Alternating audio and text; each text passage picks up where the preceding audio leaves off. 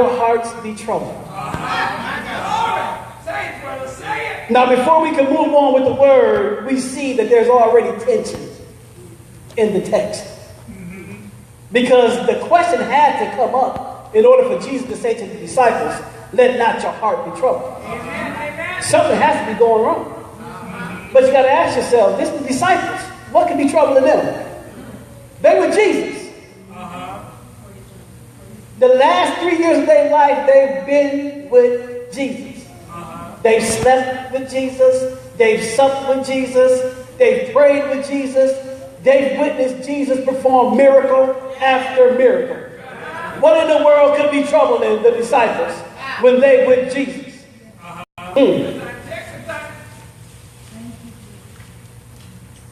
But they were troubled. Yes, indeed, they were troubled. And if we just go back to chapter 13, we'll understand what is troubling these disciples, because Jesus tells them 3 things that just blows their minds. 3 things that will just blow their socks off. That's just going to shock them. 3 things that I will agree that have them left in a state of trouble that nobody in here will be able to handle. So let me explain. So chapter 13 is where we get our understanding of the Last Supper. It's where we get the understanding of how we are supposed to conduct communion among each other. Chapter 13 is also where we have the image of the disciples having their last meal with Christ. They had a conversation with Christ.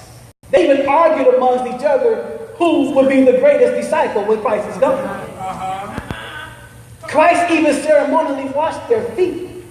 A lot of things has taken place, but he says that not your heart be troubled. Because he reveals 3 things to the disciples. The first one being, one of you will betray me. Because in verse 21 of chapter 13, he says, verily, verily, I say unto you, that one of you shall betray me. Now, these are the men that have given up everything to follow Christ. They've given up their families. They've given up their loved ones. Everybody that was in their circle of friends, they've given up to follow Christ. Amen, amen. They sat at the table with him. They ate with him. They have even said to Jesus, Lord, if I am going to die, I'm going to die with you. But then Jesus tells them that one of you are going to betray me. One of you are going to be the cause of my death. And that has left them in a state of disbelief, a state of shock. And although we know, because we've read the text, who that person is going to be, we know who the whistleblower is. But right here at this point right now, they don't have a clue on who the person is. They have no clue. So what do you mean, Jesus, one of us will betray you? The disciples at this point are so distraught that they begin to ask Jesus, is it I? Is it me, Jesus? See, put yourself in this situation. This is a person that you just told that you are willing to die for. And he just told one of the 12 that one of you are going to be the one that betrayed me. Could you imagine the mood at the table at this point? How can you get over how can you get past the one of us is going to betray you part? But think about our lives. Think about when we are in our state of brokenheartedness. See, in most cases, brokenheartedness has a direct link to betrayal. Think about it. Think about that thing that have you left in a state of shock. Something that has left you in awe. When you find yourself in brokenheartedness, it usually leads to that idea of betrayal. See, either you have been betrayed or either you are the betrayer. One or the other. See, but when you think about it, when people let you down, it does leave you in a state of shock. That job you had, that family member, that boo. Yeah, that boo. Yeah. That church member, or yes, even the church. Whatever or whoever it may be, when you are let down, you feel betrayed. So they sitting at the table right now, probably staring at each other right about now. Like, who is it? In disbelief. But Jesus doesn't stop there. Oh, he goes further. Not only will one of you betray me, but if you stay with me in chapter 13 and drop down to verse 36, he says, I'm leaving. But not only am I leaving, you cannot come with me. I'm leaving, but you are not allowed to come with me. Look, I know you've been with me. I know you've been by my side for these past 3 years, but this one right here, I got to do by myself. Yes, sir. Yes, sir. You can't go with me. This is something that I have to do by myself. Now, these are the disciples we're talking about, right? And Jesus has just told them that he is leaving and they cannot follow him. So the second thing that breaks the disciples' hearts is that they're in a state of being lost. Now they're lost. Think about it. You've lost loved ones. Whether it's been family members or friends, you've lost. Think about that person or that thing that you valued the most and you lost it. It's gone. And it left you in a state of crisis, a state of your heart being broken, a state of depression because you're lost. Some of us have already lost this year. Some of us have lost last year and came into this year losing. And we are saved, and we are starting to feel as if there is no win in sight because we just feel so lost. That's what the disciples are feeling right now. The person that they developed this relationship with, the one who they put all their trust in, the one who they've given up everything for, to follow to the end, breaks their hearts and says to them, I'm leaving you, and you cannot come with me. So we have betrayal and we have loss. But the third thing that is going to leave the disciples in a state of crisis is denial. See, at the end of chapter 13, Jesus tells Peter that he would deny him not once, not twice, but 3 times. Leaving the rest of the disciples in another state of shock. Because this is Peter. Peter is the disciple. See, but Peter opens up his mouth and says, Lord, I am willing to die for you. What do you mean, Jesus, I can't go? So Jesus turns to Peter and says, really? You willing to die for me? Not only are you not willing to die for me, but before morning comes, you're going to deny me 3 times. That's what you're going to do. Now don't miss that. Before the morning comes, the disciple is going to deny him 3 times.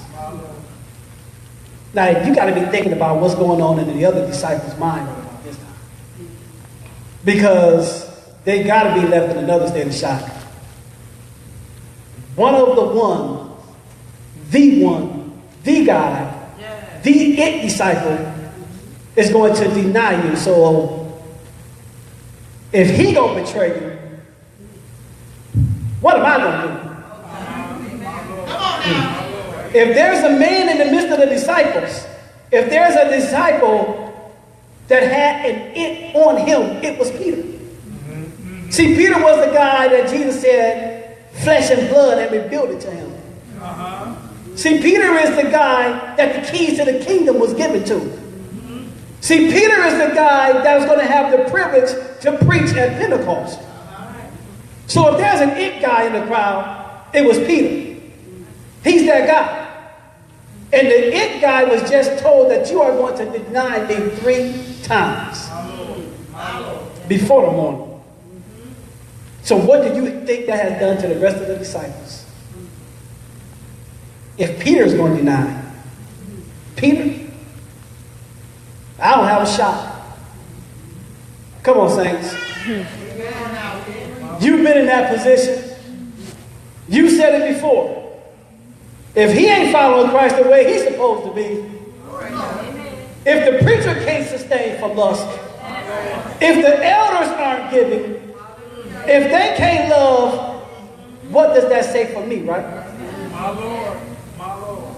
Because inside and outside of the body of Christ, we tend to create these men and women of Christ.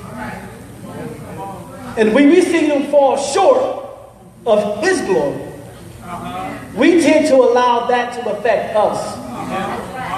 And that's the same thing that the disciples are doing right now. They see Peter falling short of the glory that they put him in, and now it's affecting him. Because he's not appearing to be Christ-like the way that they thought he was supposed to be.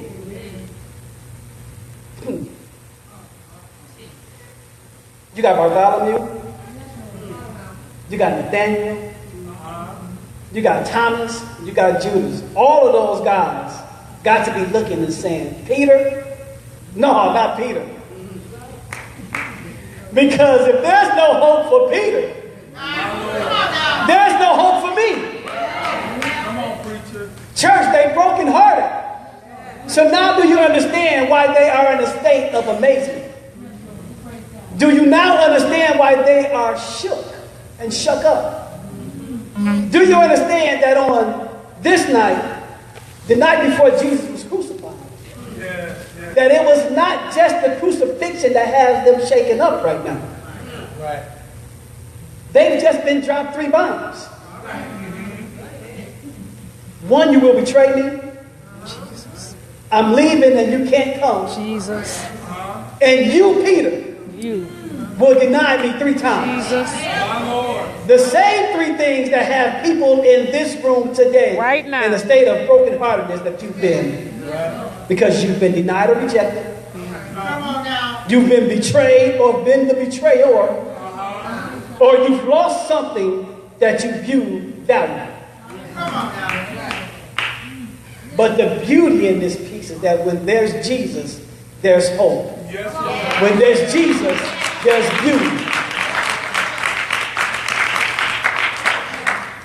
And here's the hope within the text. Jesus is about to die. But he does not take the time to think about himself. My Lord. My Lord. Jesus is about to die. But he does not take the time to think about himself. That's right. But what he does is that he takes the time to meet the needs of the men who are going to follow him. Now, church, that's beauty in the midst of your brokenness. My Lord. There's nobody that's going to be broken as versus Jesus going to be broken. But in the midst of that all, he takes the time to take care of the needs of the men that's going to come after him. See, when we are brokenhearted, see, we don't take the time out for other people. You only have time for yourself. See, you even say it. You even say, I don't have time for that right now. And there's some people in here that probably said that this morning. I have some other stuff of my own that I'm dealing with, right? Some things that we say because we don't have time to think about nothing that you got going on because I got my own issues going on right now. But what separates him from us, church, is that when he's dealing with his stuff, he still has you and your stuff in mind. Hallelujah. I know some of you are probably thinking, yeah, but he God, right? Yes, that's exactly who he is. He is all that. But at this point, he still has all the faculties of human form. So he had all the emotions of man, but still he decided at that moment that he wasn't going to worry about his own issues. That he was going to put his own issues to the side and focus on the brokenheartedness of the disciples. And just the same, Christ sees you in your broken state. And just like he did with the disciple, he is going to ignore himself and think about you. That's right. Thank You. He's going to ignore himself and think about you because he cares for you. you. Hallelujah. Thank you. At the moment when he is about to die, he's about to get beat. He's about to be betrayed. But in the midst of it all, you care enough to think about me. Now, church, I don't know about you, but that's a beautiful thing. And yes, that is the Jesus that you serve. He cares about you. So let's get to the text. Verse 1 says, let not your heart be troubled. Ye believe in God, believe also in me. The word says, let not your heart be troubled, right? Not saying that it's never going to be trouble, but when it gets trouble, don't let it stay there. Amen. Which is a good thing, because there are some people that will tell Christians that they are not supposed to have broken hearts. But that can't be true, because he doesn't say don't ever be trouble. He says that when you get trouble, that there is a way out. Don't stay there. Don't get stuck. Yes, the disciples were brokenhearted. He just laid something on them that they couldn't handle. Just like us in the natural. Yes, we get brokenhearted because sometimes we get some things laid on us that we can't handle. Like that loss of a job. You see, we tend to believe that we can handle whatever the world throws at us. But you can't. But we can. Christ is telling us that it's okay to have a broken heart. It happens. It happens to all of us. But what he's also saying is, although it may be okay for the moment, it'll be okay for the moment, but like the old folks tell you, trouble don't last always. So it's going to be okay for the moment. But it's not okay for you to dwell in a state of your brokenheartedness. That's right. You can't allow yourself to stay there. That's the problem. That's you can't stay there. You got to move on. You got to push past that. That's thing. right. So he says, let not your heart be troubled. Don't allow your heart, don't allow your emotions to be shaken by what I just told you. Amen. Because typically, how you feel has a direct link to how you think. That's right. And how you think usually has a direct link to what you do. That's right. So how you feel has a direct link to how you think, and how you think has a direct link to what you do. So God is talking about your mind right now. So when you are brokenhearted, you start feeling bad ways. You start thinking bad things, and eventually you start acting out on what you're feeling and thinking. It is your intellect that Jesus is talking about. Let not your heart be troubled. Don't allow it to be stirred up. So ask yourself, how, Jesus? How can I get over this stirring? You just don't understand. You just don't get it. See, I understand that the church and Jesus is the answer, but right now I'm just not feeling it. We've all been in that position. That we just not feeling it. But the first thing Jesus said is believe in God. And believe also in me. Believe in God. Do you believe in God? That's the question. See, but he's talking to Jewish men here. And if it's one thing that a Jewish man believes in, he believes in God. If it's one thing he believes in, it's God. It's Yahweh. It's El Shaddai. They believe in that God. They believe in the God. Their identities are wrapped up in their beliefs in God.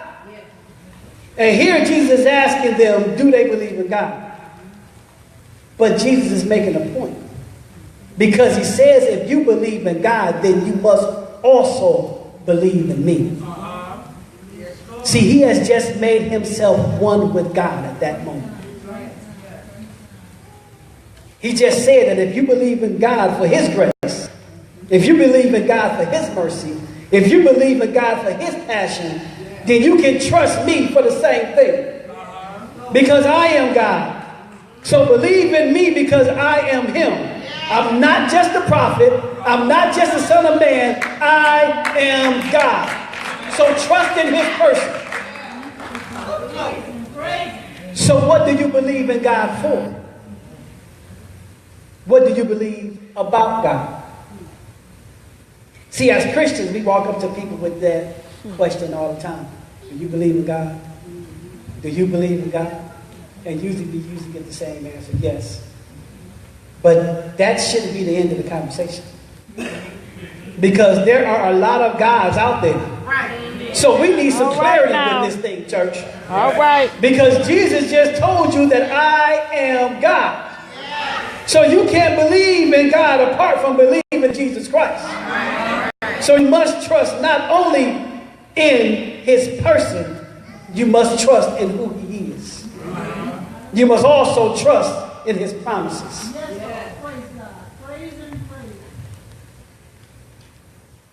Verse 2 and 3 says, in my Father's house are many mansions. If it were not so, I would have told you. So I go to prepare a place for you. And if I go and prepare a place for you, I will come again and receive you unto myself, that where I am, there ye may be also. Trust his promise. See, we hear a whole lot about the promises of God, right? Sometimes as Christians, we take the wrong perceptions on some of these promises. See, we love to hear that everywhere you plant your feet is going to be yours, so claim it. We love to hear that one, right? But I challenge you to walk into your job tomorrow and say, I own this. This is mine. Let me know how that works out for you. We love to hear the no weapons formed against me shall prosper. We like to hear that one, right? But look, weapons have been forming, haven't they? Yes. Look at what you're going through. Because when you went to the doctor, they gave you that diagnosis of cancer. When you went to the doctor, they told you you might need another lung, or you might need a kidney. That means that some of these weapons are forming, right? And even last night, some Christians did die from weapons that were formed against them. But that is not the promise he is referring to. Because in chapter 16, verse 33, you don't have to turn there with me, I'll read it for you. He said, these things I have spoken unto you, that in me ye might have peace.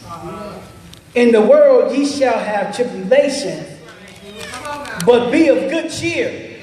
I have overcome the world.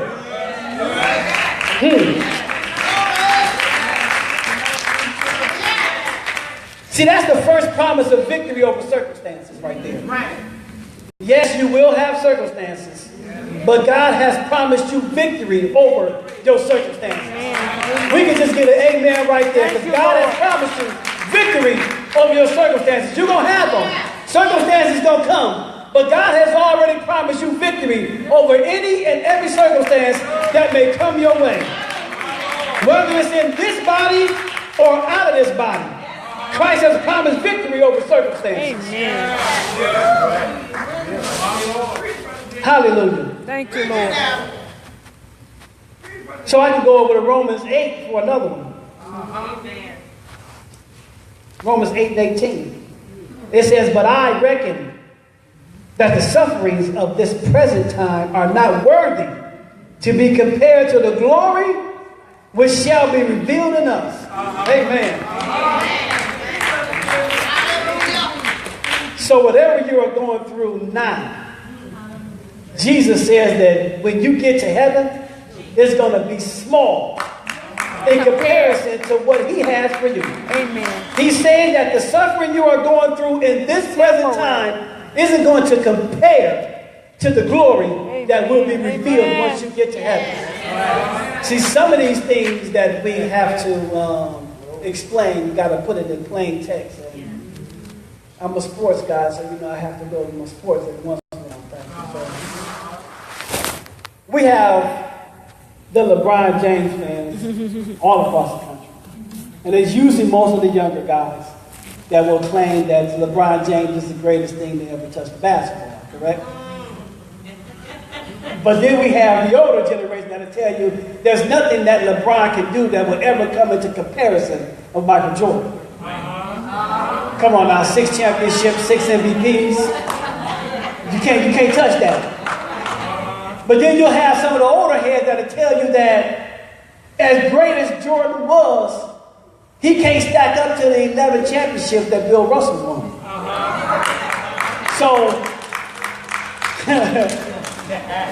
So you can't compare your LeBron James accomplishments to your Michael Jordan accomplishments, because in some people's eyes, it just ain't no comparison. And you can't compare your Michael Jordan accomplishments to your Bill Russell accomplishment. Come on, Pastor, he did all that back when there was no black people playing in the NBA, and he won 11 straight. But you can put all those accomplishments in one basket, and it won't compare to the glory that God is going to have stored up for you. You better say it.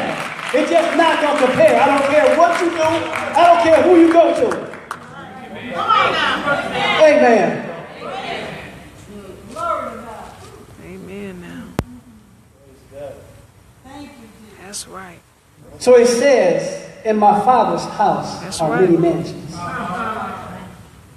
Thank Now, you. in Jewish traditions, what would happen is that the father would, when he have kids, his kids, after they have kids, they don't move. Right. They build an addition onto the father's house. Right. And then when they have kids, they build an addition onto their house. So everybody is connected. Right. That's what he's saying here. In my Father's house, there are many mansions. He didn't say, on my Father's plot, there are many mansions. He didn't say, in my Father's field, there are many mansions. He said, in my Father's house, there are many mansions. So that means that you will always have a direct link to the Father. You will never be miles away from God. You can try to build your mansion 10 miles down the street if you want to. I bet you it won't work out for you. When you get to heaven, you are going to have a direct link to the Father. Because in his house, there are many mansions. That's a promise that he has given to us. And whither I go, ye know. And the way ye know. See, but then there's Thomas again. Thomas says unto him, Lord, we know not whither thou goest, and how can we know the way? But Jesus said unto him, I am the way, the truth, and the life. No man cometh unto the Father but by me. See, we always give Thomas, we always got something crazy to say about Thomas, because the first thing we think about Thomas, we think of doubting Thomas. We think of Thomas being the one that used to doubt. But I'm going to try to give Thomas a little credit today, because there's a couple of things that Thomas has done that we just overlook in the Bible. The first one is, they were on their way back to Jerusalem, but the disciples didn't want to go. There was only one person that said, let's go. It was only one person. The disciples were like, no, they're trying to kill you there. We don't want to go back there. But Thomas said, let's go. They didn't call him brave Thomas. They didn't say, Thomas, you got guts. They overlooked that, Pastor. Come on now. Thomas was the first one to die, correct? Jesus. But when Jesus met them in the room, Jesus went to Thomas and allowed him to touch him. Thomas was the one that laid hands on Jesus. He put his hands in his... But it wasn't the point that he put his hands on Jesus. It was what his response was after he laid his hands on Jesus. Because his response was, my God, my God. So right then and there, it lets you know that Jesus was God. Because if Jesus wasn't God, Jesus would have had to correct him, correct? Because Jesus is a man that he cannot lie. See, because if Jesus wasn't who he said he was, he would have had to immediately correct Thomas. But the fact that Thomas said, my God, and Jesus accepted him and received him lets you know that he is the I am. It lets you know that I am the way. See, some of us have dealt with a lot this year. Yes, Lord. Praise God. Praise God. As I come to a close. To the point that you don't know if you're going to continue. Not just feeling it. Life has been overwhelming. You're at the point where you're just saying you just can't do this anymore. See, Jesus turns to his disciples and say, don't stay that way. Right. You have to see the beauty in the midst of your brokenness. And the beauty in the midst of your brokenness is me. You can trust in my person because I am God. And if I am God, then I can deal with it. See, trust my promise because I'm coming back. Amen. See, I used to be a mama's boy, I'll admit it. When I was younger, my mother would, have me go over to her aunt's house or have me go over to my grandmother's house. But I wasn't comfortable. I wasn't cool being there. You can try to feed me what you want me to try to feed me. It's all right, but it's not mama's food. You can try to even put me to sleep. I might even fall asleep. But I know I'm waking up anticipating my mama coming to get me. I'm not home yet. I'm not comfortable. This is not where I'm supposed to be. So Jesus is telling his disciples, do not get comfortable. This is not where you're supposed to be. Yes, you can eat the food. Yes, you can dress it up. Yes, you can even fall asleep. But I'm coming back to get you. That is my promise. I promise you I'm coming back. And he is a man that he cannot lie. Praise Amen. God. Praise God. See, not only can you trust in his promise because he's coming back, you can trust in my proclamation. Because he says, I am the way, the truth, and the life. You've made the right decision. Don't turn back. Right. See, I'm not away. Right. See, here at Keys to the Kingdom, we have a ministerial team. See, I am a minister. He is a minister. She is an elder. But that is the pastor. See, it's a difference. See, yes, we have other pastors on our staff. But when you say the pastor, everybody knows who you're talking about. So when he say, I am the way, when he say, I am the truth, when he say, I am the life, there's not a shadow of a doubt who we talking about here. Because we're talking about him. Yes, Lord. No man cometh unto the Father but by me. Don't get it twisted. So saints, we got to stop telling non-believers that Jesus is just going to heal you. We got to stop telling non-believers that Jesus is just your comforter without telling them that Jesus is the greatest need, will be your greatest need because Jesus is the only way. Yes, he heals. Yes, he comforts. But I can get that here on earth. I can get healing at the doctor's office. I can get comfort from my family members. I come to him because he is the only way. I come to him because he is the truth. I come to him because he is the life.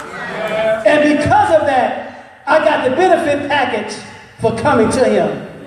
And church, that is the beauty inside your brokenness. Amen. Hallelujah.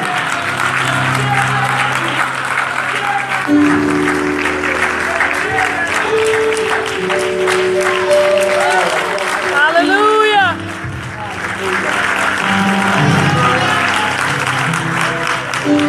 Praise God. Hallelujah.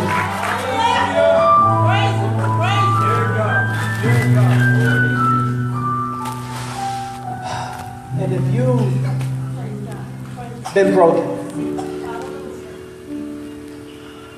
if you are seeking the beauty that's within the master's hand, the doors of the church are open.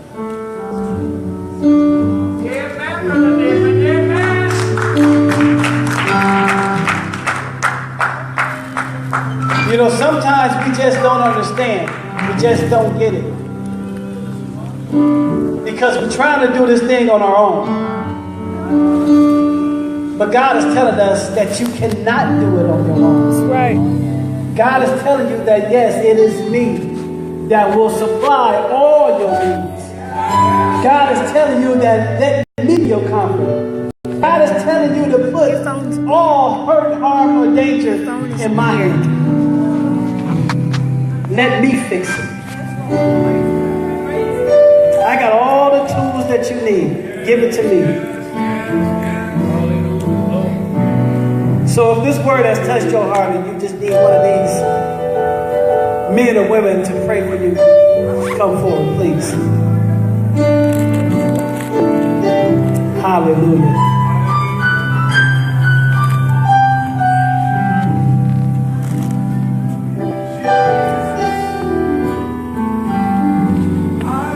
Yes, Lord.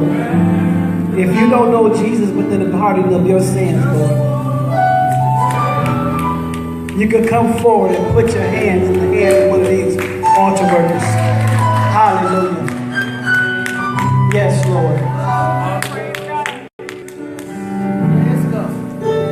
Lord, I've been struggling and I just don't know how to figure this thing out on my own.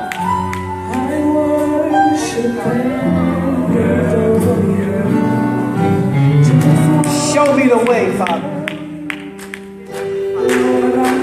Pierce my heart, Lord. Hallelujah. The last charge is just if you need prayer. If you just need one of these men and women of God just to pray over whatever situation that you may be going through, please come forward. Hallelujah. It doesn't matter who's to the left of you or who's to the right of you.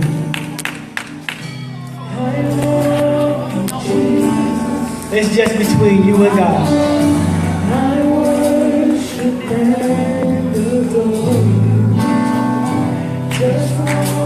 Last but not least, if you don't have a church home and you're seeking to be part of a fellowship that is a Bible teaching fellowship, a Holy Ghost fellowship, a church that is allowing God to have His way each and every moment, there is room. Yes, Lord.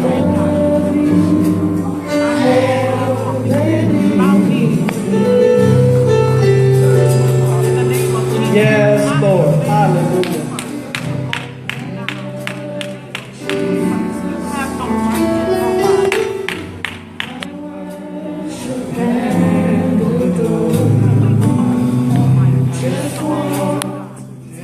If all souls and all minds are clear, we have a seat.